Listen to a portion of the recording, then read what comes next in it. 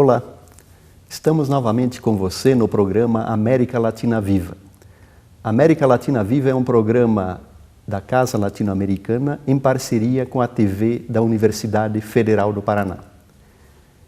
O nosso tema de hoje é o pensamento socioambiental na América Latina. E para falarmos da construção, da gênese, do desenvolvimento desse pensamento socioambiental, trouxemos hoje no nosso programa o escritor e pensador mexicano Enrique Leff. Enrique Leff, é um prazer trazê-lo no nosso programa América Latina Viva, desejando as boas-vindas. Você é um visitante, não diria contumaz, mas permanente, né, na nossa cidade, em Curitiba, e você hoje já é uma pessoa bastante conhecida nos meios intelectuais e sociais, não só do Brasil, mas da América Latina. Então, desejo boas-vindas para você. Muito obrigado. Né? E já então, nós começaríamos a nossa fala, a nossa conversa amigável, né, perguntando para você da importância e, digamos assim, do significado, desde a sua juventude, da sua formação intelectual, e como é que você se aproximou à questão socioambiental? Como me aproximei? Me aproximei por um jogo de circunstâncias na minha vida. Eu concluí a minha formação de engenheiro químico, certo, no México, mas participei como líder. Eu fui uma liderança daí do movimento estudantil dos anos de 1968. E com isto emergiu, ressurgiu uma preocupação, uma inquietude, a inquietude sobre o conhecimento de nosso mundo. Assim se pode dizer. Então é uma inquietação para compreender a sociedade. Daí este salto que eu fiz da engenharia, que foi tal quizá uma escolha não bem feita por não pensar verdadeiramente, não acreditar a uma vocação que eu tinha inscrita na minha vida, mas era demasiado cedo para acreditar, para compreender que isto estava já inscrito em mim. É uma pulsão, pessoas falam pulsão epistemofílica, mas isto era mais que uma pulsão epistemofílica, é uma questão como estar habitado por a filosofia, por o pensamento conceptual, por o pensamento filosófico. Uma coisa que eu tive, algumas sinais disto nos meus estudos no bachillerato de preparatória, não sei como se falam aqui no Brasil. Na graduação, né? A graduação. E isto volviu a surgir como mais que um desejo, uma paixão de pensamento. Neste momento eu fui para a França para fazer um doutorado. Nos finais dos anos 60 ainda? Sim. Exatamente, finais do ano 1969 comecei. E buscando que estudos sociais, o mais aproximado à engenharia química, eram estudos de economia industrial, de economia. E fui com uma vaga para estudar economia. Me lembro estar buscando seminários, cursos de Celso Furtado por acá. Mas aí também encontrei um seminário sobre a ciência e a tecnologia no desenvolvimento. Era também uma coisa que estava emergindo neste momento. O planeamento científico-tecnológico. Era Ignaz Isaacs que fazia este seminário. Então, eu me envolvi neste seminário. Certo. Nestes momentos, Ignaz Isaacs começou a se envolver de forma muito profunda na preparação da Conferência das Nações Unidas sobre o Meio Ambiente Humano, que aconteceu em 72 em Estocolmo. Mas eu acho que foi ele, a matéria gris, que escreveu os textos mais interessantes, e mesmo os primeiros textos que publicou no Le Temps Moderne, outra revista. E foi assim, por esta circunstância de vida, que eu estava aí, no momento que surge este pensamento sobre a dimensão ambiental, como se falava então, a dimensão ambiental do desenvolvimento. Né? Então, foi este o jogo de circunstâncias, mas as circunstâncias tinham aí para se preencher, não sei se para de uma raiz mais profunda, que era este desejo de pensamento. Então, estas coisas se ligaram uma com a outra, e meu pensamento, minha paixão de pensamento, ficou aí envolvida nesta questão do meio ambiente, e, sem saberlo, sem poder predecir nada, ficou um motivo, mais que uma motivação de vida. Certo. Porque... Mas, Henrique, eu acho que aí tem elementos interessantes na sua fala, porque você diz, eu fiz química e fui para a política. Então, não seria isso, e você foi depois da tua origem extremo ocidental, né, muito autóctone, que é a cultura mexicana, para o coração do Ocidente, da racionalidade, do pensamento. É verdade. Né?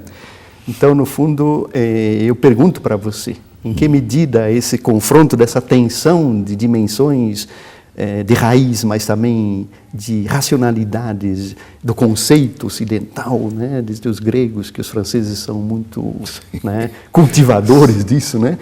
Isso aí, que efeito produziu na sua teoria? Há um efeito muito especial, que dá a especificidade, posso dizer, do meu pensamento. Certo.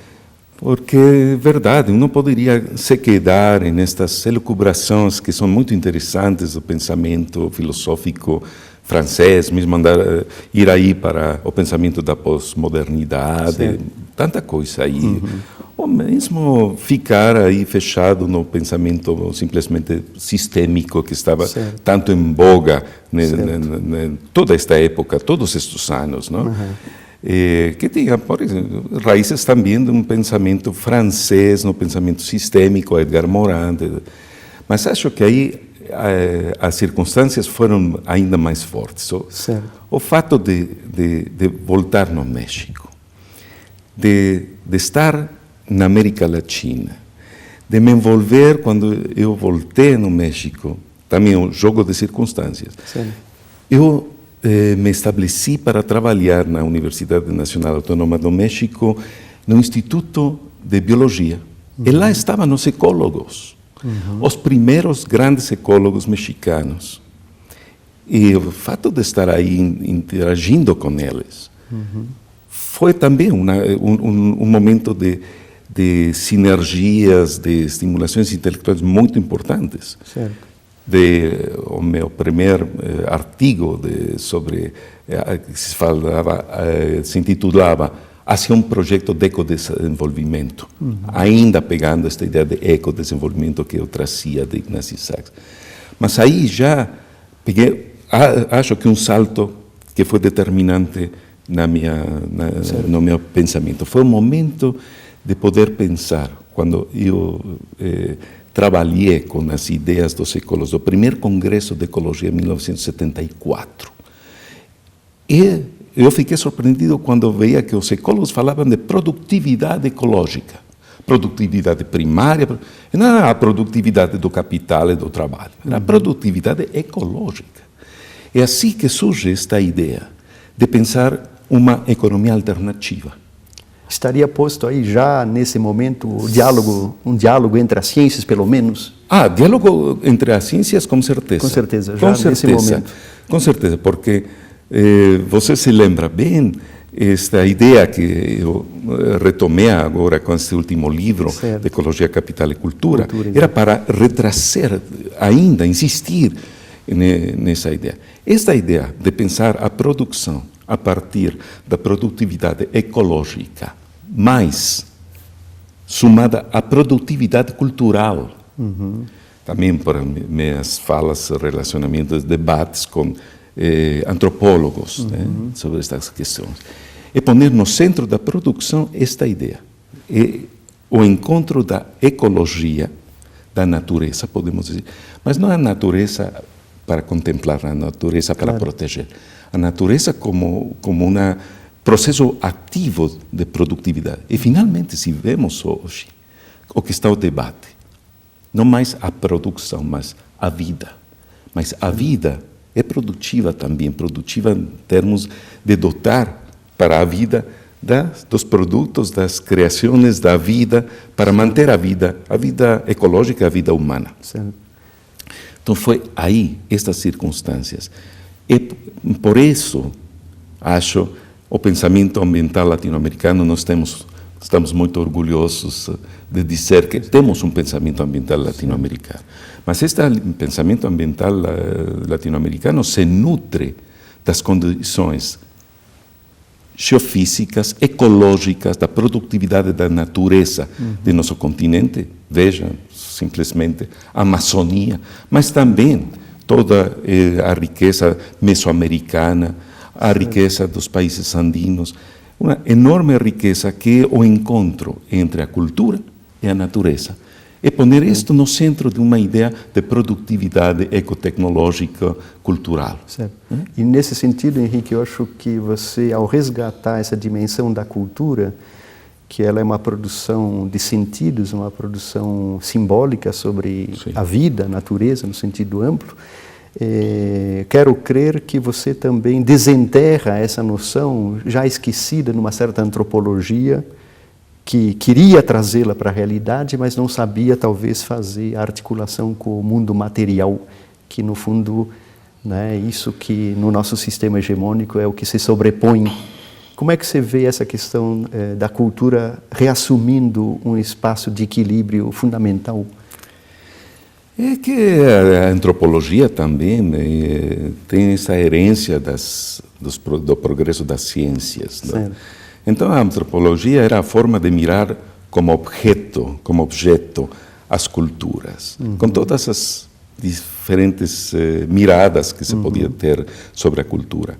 O que está mudando é o momento que a cultura se vuelve política, que a cultura não são sociedades frias para mirar, para analisar as estruturas dos mitos, ou mesmo com o neofuncionalismo, o neoestruturalismo, as primeiras ideias de uma antropologia ecológica, mas de pensar as sociedades tradicionais, as culturas, como processos vivos que mudam, que hoje se estão emancipando desta situação de sujeitamento nosso intelectual, mas também sujeitamento político dessas formas de vida. Então, todas essas questões têm que sair também, podemos dizer, dos paradigmas. Não era uma questão para pensar somente dentro dos paradigmas da antropologia para ecologizar-los. Era trabalhar de uma mirada mais política para se inserir em processos de emancipação. E a emancipação não é somente deixar que eles possam falar suas linguagens, manter seus hábitos, seus costumes, suas falas, suas linguagens, mas também o direito que eles estão hoje pegando, não? Direito de ser como eles são. E para ser uma cultura precisa ter um território. Então, são todos esses processos agora que estão muito vivos, de emancipação das culturas, pensando também eles de uma forma talvez originária, mas também neste encontro com a modernidade. A forma de reviver, de reexistir, como fala nosso amigo Carlos Walter Porto. Né? De reexistir, mas em um sentido muito mais forte, muito mais político, do direito da sua etnicidade, dos espaços étnicos, e uma reconstrução de seus modos de vida. Henrique, sobre esse tema nós voltaremos no próximo bloco.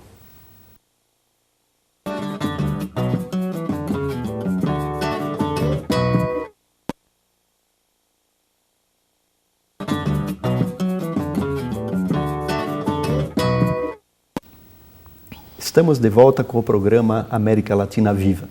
Nosso programa de hoje tem a grata e a imensa satisfação de entrevistar o pensador socioambiental latino-americano Henrique Leff. Henrique, nós então no primeiro bloco abordamos aspectos da sua trajetória, sua formação, né? Você que vinha das ciências naturais foi dialogar com as ciências humanas, né? Mais do que as sociais, né? Porque você é uma pessoa que também faz emergir o seu pensamento desde a filosofia, você dialoga, né, com diversas correntes do pensamento moderno e contemporâneo. E depois você nos mostrou a importância da dimensão cultural também e das identidades, o que nos remeteria novamente a uma questão de uma política no sentido nobre e maiúsculo da expressão, né? Política. Eu gostaria que nós voltássemos também um pouco nessa dimensão que é muito uma criação sua, né? De novos conceitos, porque eu acho que quando nós estamos falando de novidades, isso implica designar, nomear a realidade também com conceitos novos, né?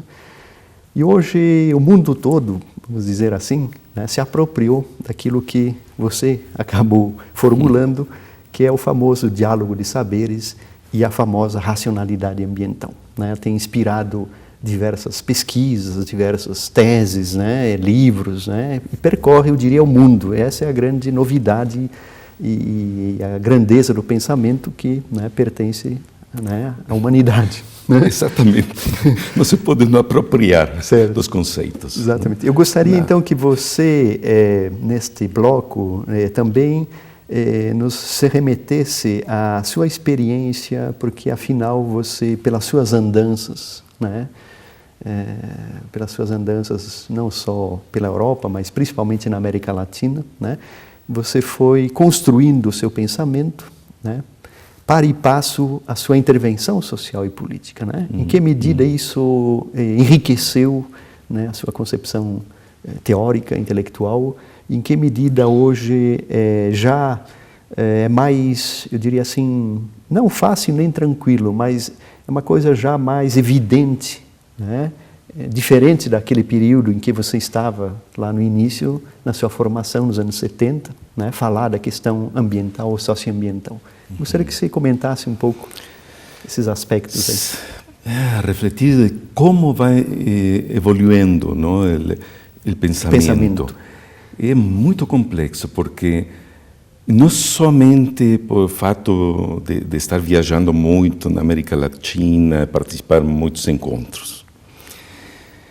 Tem que ver se, com essa questão de estar, podemos dizer, na fronteira dos problemas, dos debates, como se debatem aí.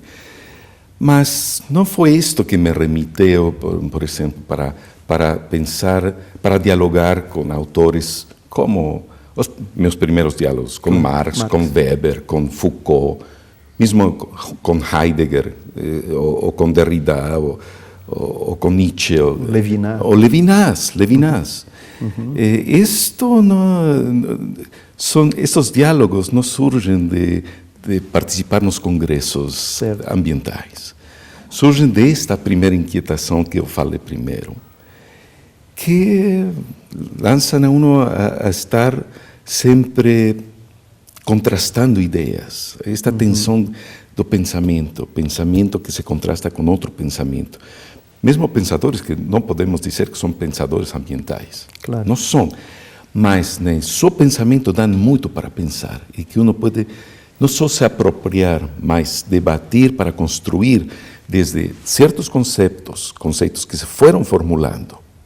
Desde aí se podia então ir a falar, a dialogar com estas grandes teorias. Acho que é isto que está, por exemplo, na racionalidade ambiental. Sim. Mas sem ter um primeiro conceito, por exemplo, de saber ambiental. Este conceito de saber ambiental não como a interação interdisciplinar de todos os saberes científicos já produzidos, mas pegar também a ideia de saber como externalidade do conhecimento científico. E desde essa externalidade, então,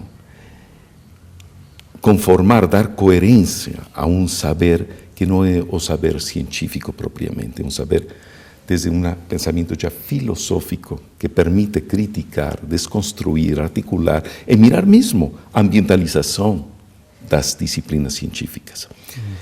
E desta forma muito complexa de estar vivenciando os processos, mas ao mesmo tempo mantendo um diálogo crítico com a filosofia, com as ciências, mesmo com a ecologia, com as teorias de sistemas, que se produz estes emergências conceituais, teóricas. Por isso falo que é complexo. Diálogo de saberes é verdade. Eu comecei a ler muito a Levinas. Mas já desde uma perspectiva de uma certa construção de um ambientalismo. Então, isso não permite deixar a questão da autoridade, por exemplo. Não uma questão de intersubjetividade somente, com toda a radicalidade de Levinas, mas de trazer estas ideias de autoridade para a autoridade dos encontros culturais, de mundos que não podem se traduzir um em outro. Por isso, a ideia mesma de Levinas, não? Do encontro cara a cara, face a face. Se traz como um encontro de alteridades irreconciliáveis e que não podem encontrar um ponto de absorver-se uma na outra. Isso permitia criticar a racionalidade comunicativa de Habermas, por exemplo. Então, é mesmo essa ideia, diálogo de saberes, com essa radicalidade de abrir um mundo unitário, um mundo globalizado sobre uns eixos de pensamento, não só a globalização econômica, mas os eixos da universalidade do pensamento, a objetivação do mundo, todos esses eixos que han feito o mundo como o vivimos agora. Não? Permitia, então, desconstruir tudo isto. Mas, por exemplo, esta ideia da alteridade, de diálogo de saberes entre culturas diferentes, com códigos culturais, cada uma diferente. Somente o fato de participar diretamente, de tentar fazer um diálogo entre os conceitos radicais de sustentabilidade com os conceitos incorporados dos indígenas, por exemplo, da Bolívia. Num primeiro seminário que se organizou 2 anos atrás, não? Sobre a construção da sustentabilidade desde a visão dos povos indígenas. Elas não queriam saber nada de sustentabilidade. Sustentabilidade para eles é um termo similar à globalização econômica, estrangeiro, externo. Então, isso foi um choque. Uma coisa é trazer o pensamento levinas, fazê-lo dialogar. Outra coisa é tentar dialogar diretamente entre o conceito de viver bem, que eles têm incorporado na sua cosmovisão, no seu hábito, seus imaginários. É a boa vida aristotélica, mas que emerge do conceito e da prática da sua cultura. Da sua cultura, que é outra mirada, outra maneira de diálogo, outra maneira de viver na vida. Então, por isso, toda esta, eu diria, a constituição deste pensamento ambiental tem que ver com diálogos teóricos, filosóficos, mas também diálogos mais diretos com as pessoas que estão se emancipando destes processos, deste sujeitamento do logos, da globalização econômica, do pensamento ocidental. E são todo este contraste de encontros, de ideias e de debates que fazem emergir estas ideias. Interessante. E mesmo, né, Henrique, hoje a América Latina vive fases da sua história muito originais, né? Um certo resgate, vamos simplificar assim, da tradição na modernidade, mas também fazendo emergir isto que, entre aspas, seria a tradição, mas que pode ser a razão de ser de uma ideia nova dessa relação sociedade, cultura e natureza, né? Como é que você percebe hoje esse movimento? Bom, o México, ele sempre esteve muito presente, né? E se traduzia isto claramente até no exercício do pensamento político e intelectual, né? A gente sabe que a Universidade Mexicana é muito rica e ela é zelosa, né, desse patrimônio cultural, né? Que perspectivas você viria para a América Latina hoje, nesse reequilíbrio, o reexistir do nosso... Acho que a América Latina é o laboratório talvez mais interessante, mais rico desta reemergência desde as origens dos povos, desses processos de resistência, de emancipação, de uma forma muito rica, porque eles são muito críticos, mas muito abertos também, não são como... Eles estão abertos a dialogar com as ciências, a dialogar com o mundo. Com o mundo. Mas também com uma força muito grande não é uma arrogância, é uma acreditar que essas formas de vida são um selo, não sei se se fala assim em português, o selo das pessoas de manter sua forma de ser, certo. De poder resistir desde suas formas de ser, Certo. com muita capacidade de criatividade. Nós podemos mirar alguns movimentos sociais, socioambientais da América Latina, e mirar aí não somente a capacidade de resistir, mas a capacidade de inovar, de se renovar nesta perspectiva de sustentabilidade, de se reapropriar a natureza. Num processo de reapropriação e de recriação da sua cultura. As identidades, então, não são identidades aí intocáveis, não, fixas, são identidades que estão mudando muito. Em todos os sentidos, né? Em todos os sentidos. E que trazem de trás uma origem. Mas acho que todas as identidades têm uma origem, uma raiz muito forte de origem. Certo. Mas estão, e mais neste mundo tão convulsionado agora, com migrações, com encontros de todo tipo, nesta reconstituição, que é um dos temas mais interessantes para a antropologia política, não? A reconstituição de identidades, de formas de ser no mundo, e sobretudo se miramos a democracia ambiental, não somente com o direito de ter um Ministério do Meio Ambiente eleito mas a democracia é o jogo vivo de interesses, de pensamentos, de ideias, que dá para um mundo da diversidade. Certo. Um mundo da diversidade que está todo o tempo na via de diversificação, numa política, disso que falamos, política da diferença, com esta ética da outridade, que quer dizer, não sabemos também, não podemos antecipar para onde vai. Vai para a sustentabilidade. Certo. Mas isto que estamos falando, sustentabilidade, não quer dizer somente equilíbrio ecológico. Claro.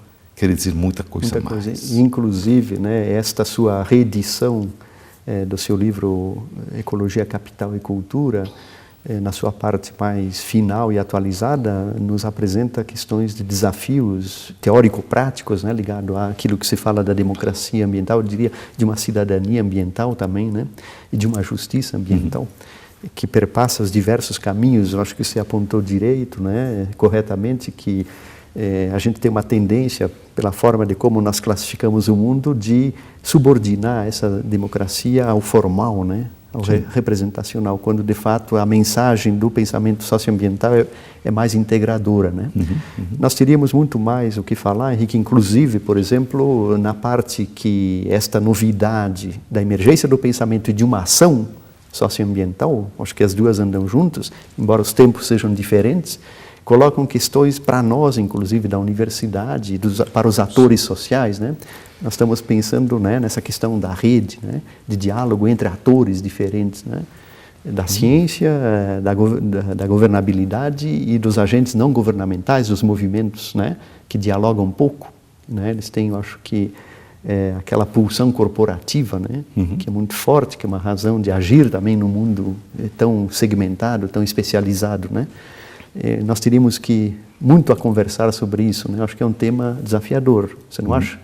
Muito desafiador, porque são coisas que a sociedade mesmo, a sociedade mais democrática, aberta, não está preparada. Sim.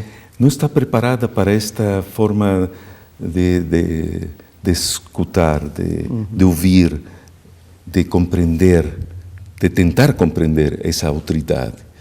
Hoje, que os povos da Terra foram já convocados para falar das mudanças climáticas.